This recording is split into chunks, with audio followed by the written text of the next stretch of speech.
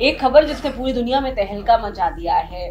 आप कोरोना के बाद, क्योंकि लगभग पूरी दुनिया ही कोविड की चपेट में आई है और ज्यादातर लोगों ने वैक्सीन लगवाई, लेकिन जब कल खबर ये सामने आई कि यूके की एक कोर्ट में कंपनी जिसने कोविशील्ड बनाई है एस्ट्राजेनेका, उसने ये बात स्वीकार कर ली है कि उसकी वैक्सीन से साइड इफेक्ट हुए हैं। उसमें सबसे बड़ा ये है कि खून के थक्के शरीर में बन रहे हैं, जिससे या तो ब्रेन स्ट्रोक या फिर हार्ट अटैक की संभावना बनती है। तो ये जो खौफ है लोगों के मन में, ये इस वक्त इस कदर बैठा हुआ है कि लोग ये सर्च करके परेशान है कि अगर ऐसा हो सकता है तो इससे बचने के क्या उपाय हैं, या फिर कोविशील्ड के कितने दिनों बाद, कितने महीनों या सालों के बाद ये हो सकता है, वगैरह वगैरह। तो हमने ये सोचा कि इस तमाम गफलत को दूर करने के लिए क्यों ना आपकी बात करवाई जाए लीडिंग हेल्थ एक्सपर्ट से, जो आपको सीधा सीधा बताएं कि क्या है सच, कितनी गफलत है, कितना सच है इन तमाम बातों में। कंपनी ने जो दरअसल बातें कही हैं उसके मायने क्या है, अगर आपने कोविशील्ड लगाई है या फिर फॉर दैट मैटर कोवैक्सीन भी लगाई है, तो ये जिन साइड इफेक्ट्स की बात की गई है, आप कितने वल्नरेबल हैं इनकी चपेट में आने से, या फिर ये आपके शरीर में कितने वक्त में दिखेंगे। हमारे साथ हैं दिल्ली एनसीआर के जाने माने health expert Dharamshila cancer hospital से डॉक्टर अंशुमान। डॉक्टर अंशुमान, आपका बहुत बहुत स्वागत।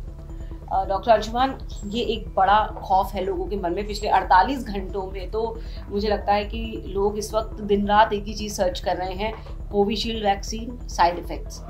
कोविशील्ड को लेकर के खुद इसे बनाने वाली कंपनी ने कोर्ट में जो बातें कही हैं, जिनमें एक जो प्रोमिनेंटली है टीटीएस की बात कही गई है, खून के थक्के जमते हैं, कितनी सही कितनी गलत, जो लोग डर रहे हैं, किस तरह से डॉक्टर्स ने इंटरप्रेट किया है, क्योंकि आपने तो लगाई भी है, लगवाई भी है। जी बिल्कुल, डिस्क्लेमर के तौर पे, डिस्क्लोजर के तौर पे पहले ये बता दूं, मैंने कोविशील्ड ही लगवाई है और 3 डोज लगी हुई है। चलिए, एक केस स्टडी आपके सामने में, मैंने कोवैक्सीन लगवाई है। अच्छा, बूस्टर डोज और मैक्सिमम डॉक्टर्स ने यही लगवाई है। उसका कारण भी एक है कि भारत में 80% कोविशील्ड ही उपलब्ध थी। कोवैक्सीन का प्रोडक्शन सिर्फ 7 लाख पर मंथ का था, कोविशील्ड का प्रोडक्शन 28 से 30 लाख पर मंथ का था। तो जो प्रचुर मात्रा में उपलब्ध थी, इजीली वही लग रही थी। अब ये करने से पहले मैं ये बताऊं कि कोविशील्ड की डोज भारत में लगभग 175 करोड़ लग चुकी है। 175 करोड़ 175 करोड़ कोविशील्ड की डोज लग चुकी है भारतीय आबादी में। और टोटल डोज 200 से ऊपर हो गई, जिसमें बाकी कोवैक्सीन है, कोविशील्ड 175 करोड़ है। पूरे वर्ल्ड में टोटल वैक्सीन की डोज अभी 1357 करोड़ लग चुकी है। अब इंडिया में क्या कोई स्टडी हुई इसकी जिसमें यह बताया गया वैक्सीन के साइड इफेक्ट्स हैं नहीं है? आंसर इज यस, स्टडी हुई। 2024 मार्च में आईसीएमआर की स्टडी को मिनिस्ट्री ऑफ हेल्थ ने पब्लिक किया, जिसमें लिखा कि कोविड वैक्सीन लगने से कोई भी side effect, specially heart disease का साइड इफेक्ट नहीं देखा गया है। ये ऑनलाइन अवेलेबल है। तो पहले तो पैनिक करना बंद करें। वैक्सीन के चक्कर में जो पैनिक हुआ कि पता नहीं क्या हो गया। अब आ जाते हैं उस स्टडी पे या कोर्ट कन्फेशन पे, जो एस्ट्राजेनेका ने कन्फेशन दिया है। बहुत सारे साइड इफेक्ट्स उस समय अफवाह में भी उड़े थे और कुछ साइड इफेक्ट्स हुए भी थे। हिंदुस्तान की पॉपुलेशन में या तो नहीं देखा गया या वो साइड इफेक्ट्स मिस हुए होंगे। 2 ही पॉसिबिलिटी है, रिपोर्ट नहीं हुई। तो यूके में जो इंडेक्स केस आया, उसके बाद कई केसेज उसके रिपोर्ट में आए। उस केस की स्टडी करने पता चला कि एक प्रॉब्लम हुई जिसको कि कंपनी ने एक्सेप्ट किया। अब देखिए ट्रांसपेरेंसी यूके कोर्ट की, यूके में काम करने वाली कंपनी और वहाँ डॉक्टर्स की, ट्रांसपेरेंटली उसने एक्सेप्ट किया। भारत में आप उम्मीद कर सकती हैं साइड इफेक्ट होगा, उसको दबा दिया जाएगा, चाहे तो हैंड इन ग्लव्स होगा या जो भी रीजन होगा हो जाएगा। और उसने एक्सेप्ट किया थ्रोम्बोटिक थ्रोम्बोसाइटोपेनिक सिंड्रोम हुआ है। अब इसको दर्शकों को समझना जरूरी कि हुआ है क्या ये। सबसे पहले हाँ ये समझ लीजिए, बिल्कुल, क्योंकि इसे भी लोग अपने अपने तरीके से डिफाइन करना चाहते हैं, या फिर अपने अपने तरीके से लोग समझना चाहते हैं कि दरअसल टीटीएस जो सबसे बड़ी बात कही जा रही है इस वैक्सीन के साइड इफेक्ट के संदर्भ में, वो क्या है। तो उसको आसान भाषा में पहले डॉक्टर अंशुमान से समझ लीजिए कि ये टीटीएस क्या है। डॉक्टर जी, थ्रोम्बोसिस का मतलब होता है खून के थक्के का जमना। ये नॉर्मल कोर्स भी है, जब कहीं कट जाए ब्लड क्लॉट बने। लेकिन अगर ये ब्लड क्लॉट ब्लड वेसल के खून की नली के अंदर बन जाए तो उसको थ्रोम्बोसिस कहते हैं। थ्रोम्बोसाइटोपेनिक क्या हुआ? प्लेटलेट की कमी का हो जाना। प्लेटलेट की कमी जैसे डेंगू या और बुखार में होता है, जिसके कारण ब्लीडिंग होती है। तो एक साइड ब्लड क्लॉट बन रहा है और एक साइड ब्लीडिंग की टेंडेंसी हो रही है। तो ये ऐसा हुआ क्यों? वो जो क्लॉट बना उसने प्लेटलेट ज़्यादा कंज्यूम कर लिया, तो प्लेटलेट कम हुआ और ब्लीडिंग टेंडेंसी हुई, थ्रोम्बोटिक थ्रोम्बोसाइटोपेनिक सिंड्रोम। लेकिन ये कहाँ कहाँ हुआ? लोग अपने आप इंटरप्रेट करें इसका मतलब हार्ट अटैक है, ऐसा नहीं है।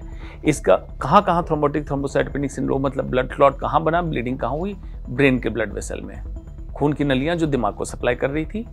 स्प्लैंकनिंग ब्लड वेसल्स जो पेट में खून की नलियाँ थी उसमें, डीवीटी मतलब डी वेन थ्रोम्बोसिस जो पाँव में खून की नलियाँ जा रही थी उसमें, एंड पल्मोनरी एम्बोलिज्म, पाँव से क्लॉट डिजॉल्व हुआ, लॉज हो गया जाके लंग्स में। डॉक्टर साहब जैसे कहते हैं कि अगर क्लॉट है खुदा ना खास्ता बॉडी में कहीं पर भी, इट कैन ट्रैवल, वही पल्मोनरी एम्बोलिज्म। हाँ, तो वो तो फिर कहीं भी जा सकता है। बिल्कुल, पल्मोनरी एम्बोलिज्म मतलब लंग्स में चला गया। हार्ट में जाने के लिए क्लॉट कहीं से आ सकता है, लेकिन उस क्लॉट को माइग्रेटरी होना चाहिए।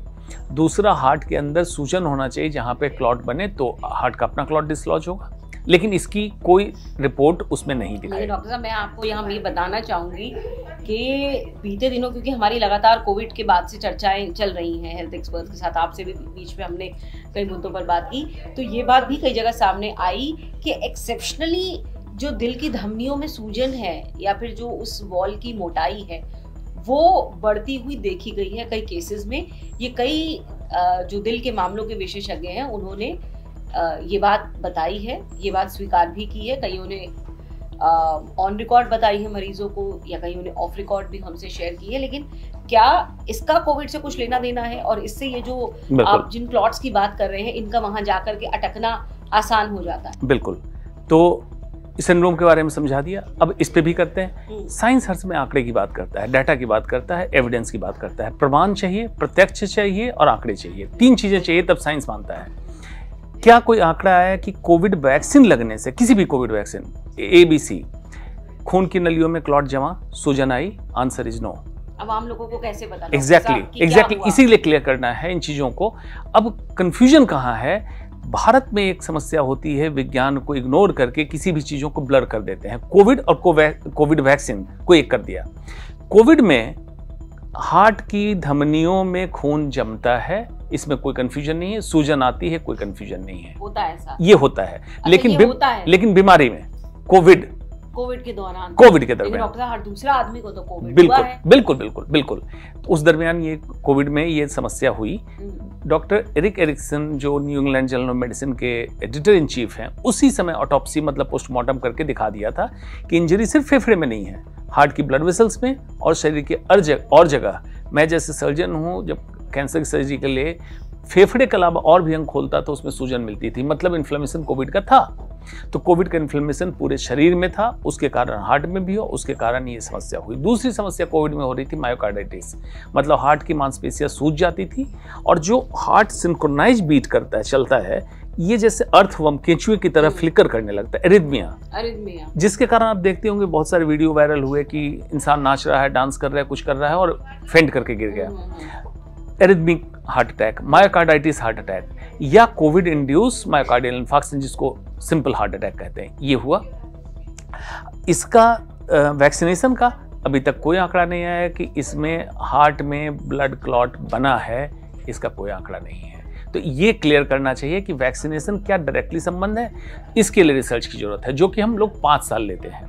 5 साल तक हम ट्रैक करते हैं किसी वैक्सीनेशन प्रोग्राम को और फिर देखते हैं रिसर्च में क्या कहा। This is almost 5th year doctor साहब। वैक्सीनेशन की फर्स्ट डोज, वैक्सीनेशन की फर्स्ट डोज, वैक्सीनेशन को 5 इयर्स ट्रैक करते हैं। हाँ, वैक्सीनेशन का फर्स्ट डोज होने में अभी 2 साल बाकी हैं। तो अगर कंपनी ये बात एक्सेप्ट कर रही है तो उसके ग्राउंड्स क्या है? या फिर अगर जो कंपनी पे दावे किए गए हैं मुआवजा ठोका गया, उसके ग्राउंड्स होंगे? बिल्कुल, 5 साल का आपको रिसर्च वर्क चाहिए। बिल्कुल 5 साल मैं जो कह रहा हूँ, और साइड इफेक्ट्स जिसमें हार्ट अटैक का साइड इफेक्ट और भी हो सकता है, कुछ छुपे साइड इफेक्ट्स हों, उसको ट्रैक करने के लिए कंपनी ने एक्सेप्ट किया। जो दावे ठोके गए थे TTS पे, थ्रोम्बोटिक थ्रोम्बोसाइटोपेनिक सिंड्रोम पे।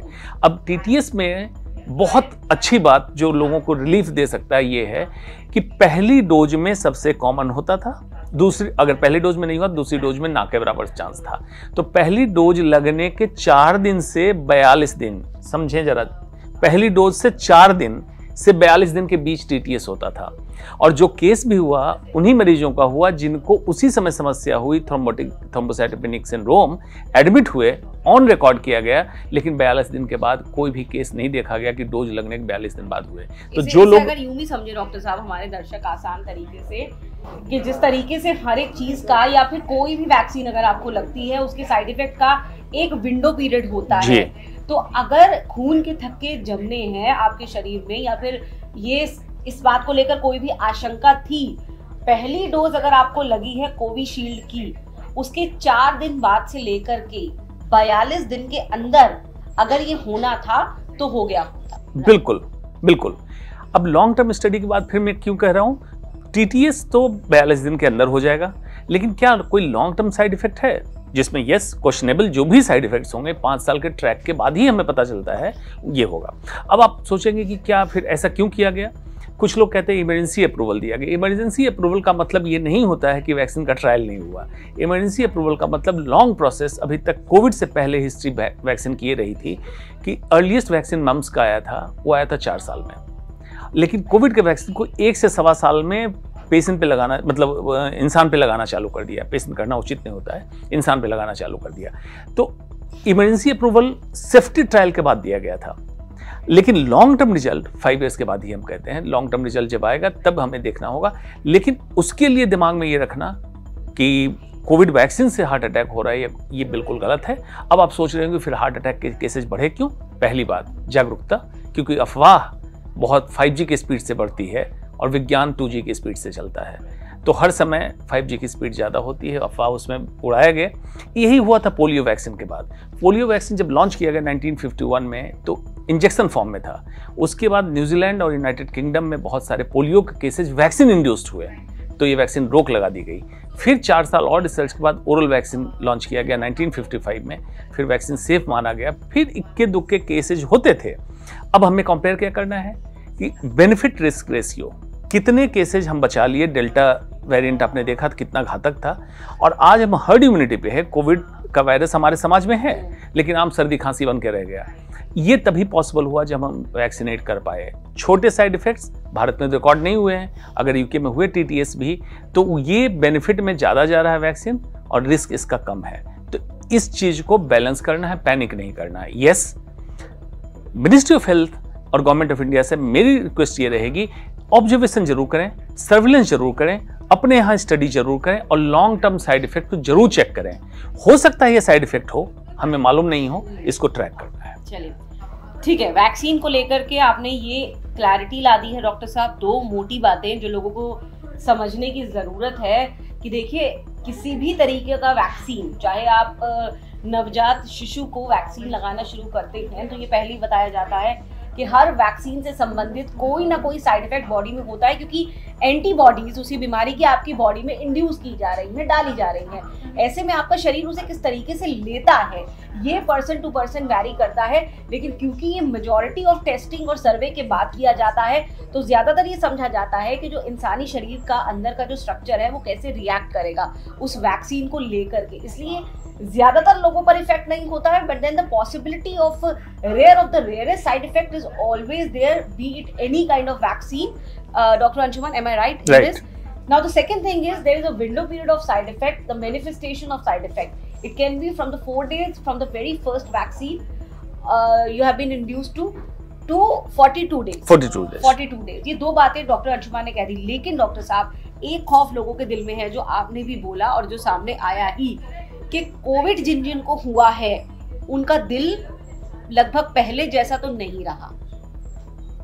मतलब भावनाओं के स्तर पर हो वो बात अलग है, लेकिन स्वास्थ्य के स्तर पर तो चीजें बदल गई हैं। इसको बहुत ब्रॉड स्पेक्ट्रम में मैं समझाता हूँ। अभी लॉन्ग हॉल सिंड्रोम के बाद, कोविड होने के बाद फॉगी ब्रेन का रिसर्च तो आ गया।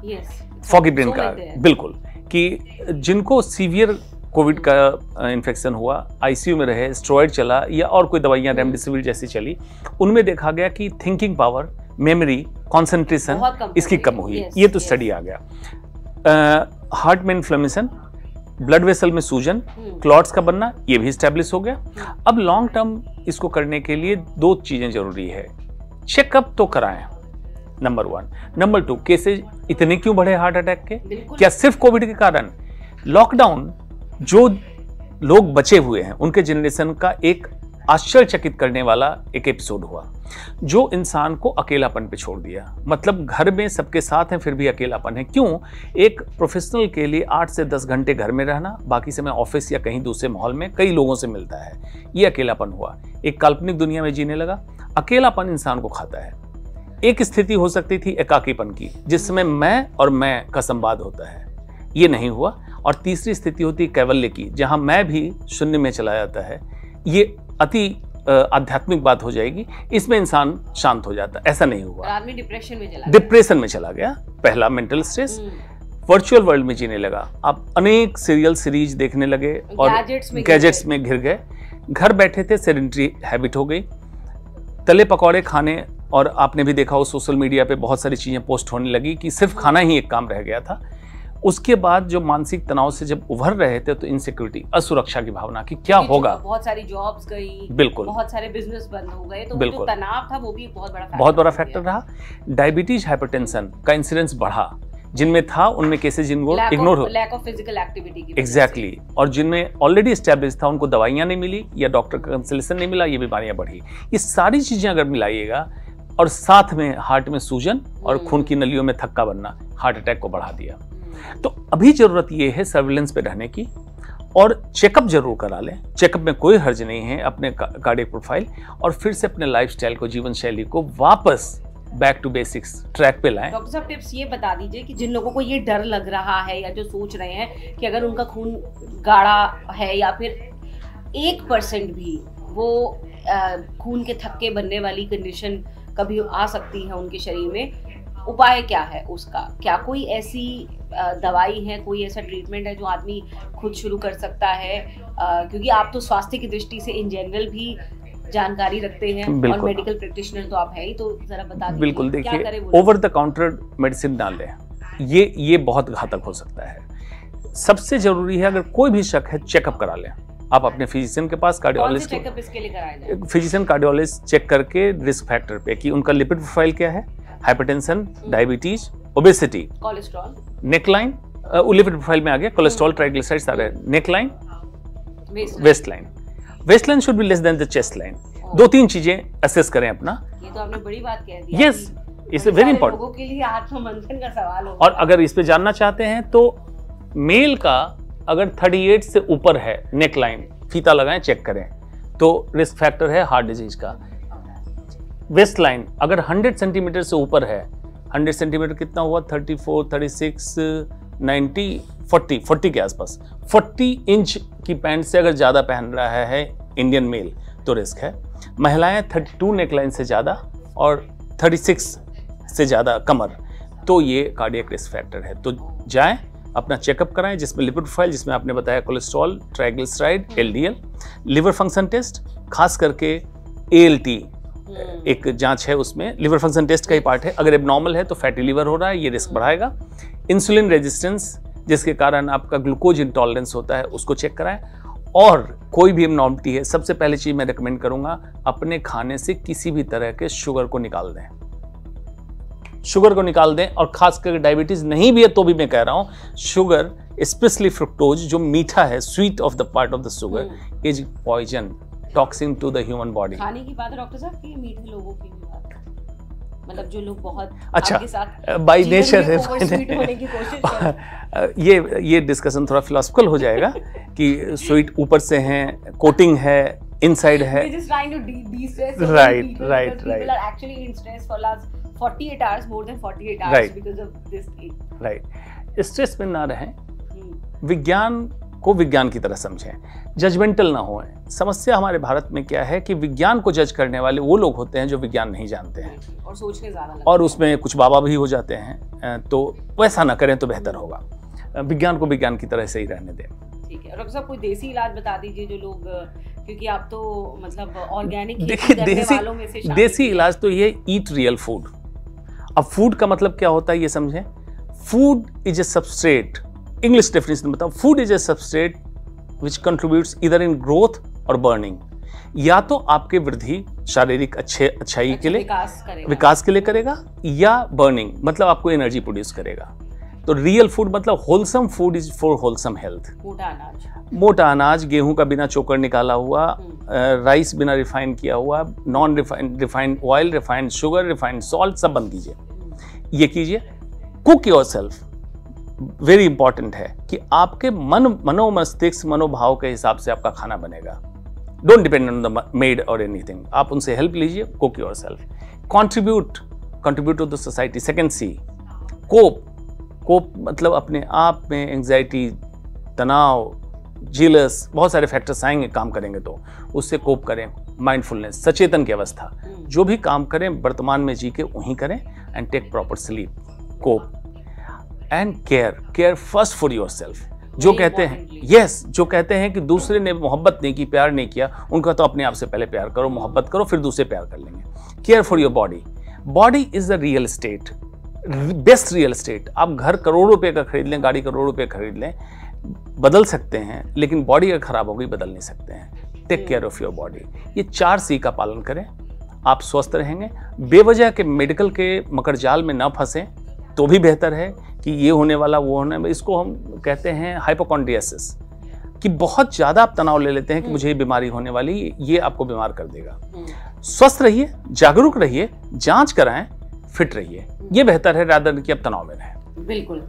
तो चलिए, पूरी उम्मीद ये है कि आपको बहुत सारे सवालों के जवाब मिल गए होंगे, जिनके जवाब आप ढूंढने की कोशिश कर रहे थे पिछले कुछ वक्त से। खासतौर से ये जो खबर सामने आई है कोविशील्ड वैक्सीन को लेकर के, तो ये डिस्कशन आप गहराई से देखिए, आगे शेयर कीजिए, क्योंकि बहुत सारे लोगों को मुझे लगता है इस बातचीत में जो कई बातें की गई हैं, बताई गई हैं, उन्हें जानने की बहुत बहुत बहुत सख्त ज़रूरत है। तो ये जो बातें हैं ये ज़्यादा से ज़्यादा लोगों तक पहुंचनी चाहिए, जो डॉक्टर अंशुमान ने बताई हैं। बहुत वैलिड पॉइंट है, बहुत एसेंशियल पॉइंट्स है ये इस वक्त ज़्यादा से ज़्यादा लोगों तक पहुंचने के लिए। और भी अगर कोई सवाल हैं जो आप जानना चाहते हैं तो फिर से हम डॉक्टर साहब को बुलाएंगे स्टूडियो में और उनसे बात करेंगे, तो आप हमें कमेंट बॉक्स में बताइए। कोविशील्ड को लेकर अभी भी कोई सवाल है, या फिर कोवैक्सीन को लेकर, या फिर किसी भी स्वास्थ्य से जुड़े मुद्दे को लेकर, वो भी आप बताइए। ये डिस्कशन कैसा लगा ये भी आप हमें कमेंट बॉक्स में जरूर बताइए। ऐसी और वीडियोस देखने के लिए देखते रहिए आज तक डिजिटल। डॉक्टर साहब, thank you so much. Thank you, धन्यवाद।